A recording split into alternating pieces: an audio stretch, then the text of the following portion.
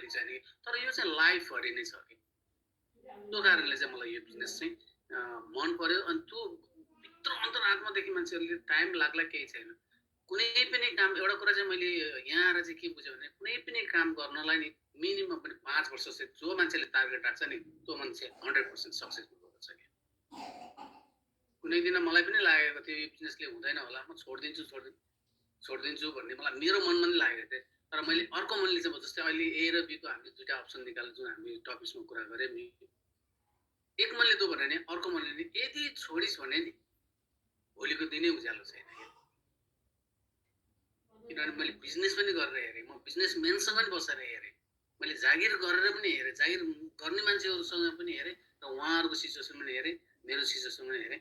र लास्टमा चाहिँ जो मान्छेले फ्युचर, जो मान्छेले भविष्यमा चाहिँ मलाई केही चाहिन्छ, भविष्य चाहिँ भोलिको दिन यहाँ कसैको कोही पनि छैन रहेछ क्या।